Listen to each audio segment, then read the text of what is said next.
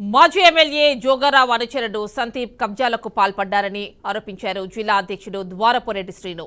Parvathipuram BJP కార్యాలయంలో జిల్లా అధ్యక్షుడు ద్వారపు శ్రీను మాజీ ఎమ్మెల్యే జోగారావుపై కీలక వ్యాఖ్యలు చేశారు. పట్టణంలోని బిల్లబంధలోని భూమి మాజీ ఎమ్మెల్యే జోగిరావు పేరు మీద రిజిస్ట్రేషన్ అయిందని ద్వారపు రెడ్డి అన్నారు. ఇక మాజీ ఎమ్మెల్యే అలజంగి జోగారావు పేరు మీద పట్టాదారు పాస్బుక్ హల్చల్ చేస్తోందన్నారు. ఎస్సీ వర్గీయుడైన జోగారావు పట్టాదారు పాస్బుక్ లో బీసీడీ వర్గీయుడని ఉండటం విడ్డూరమని ఎద్దేవా చేశారు. ప్రజాప్రతినిధి అయ్యుండి కబ్జాలకు పాల్పడిన జోగారావుపై విచారణ జరిపి చర్యలు తీసుకోవాలని ద్వారపురెడ్డి శ్రీను కోరారు.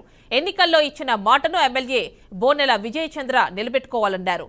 గత ప్రభుత్వ హయాంలో భూ కబ్జాలకు పాల్పడిన వారిపై విచారణ జరిపి చర్యలు తీసుకోవాలని డిమాండ్ చేశారు.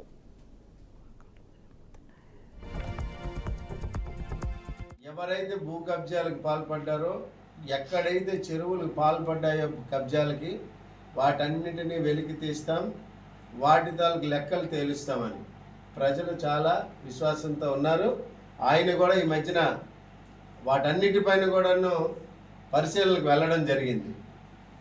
కానీ అసలు విషయం ట్విస్ట్ ఏంటంటే, ప్రజాప్రతినిధుల పేరుతోటి ఆ కబ్జాలు జరిగాయి.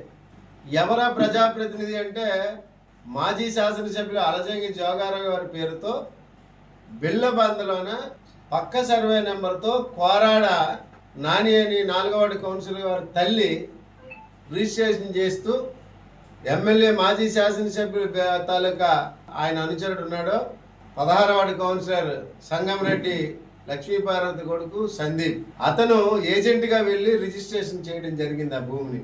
బిల్లబంద మీద రియల్ ఎస్టేట్ వ్యాపారులు కబ్జా చేశారనే దానికన్నా ప్రజాప్రతినిధులు కబ్జా చేశారన్నది దృష్టి సారించాలని అధికారులకి సందర్భంగా కోరుకుంటున్నాం. ఎవరైతే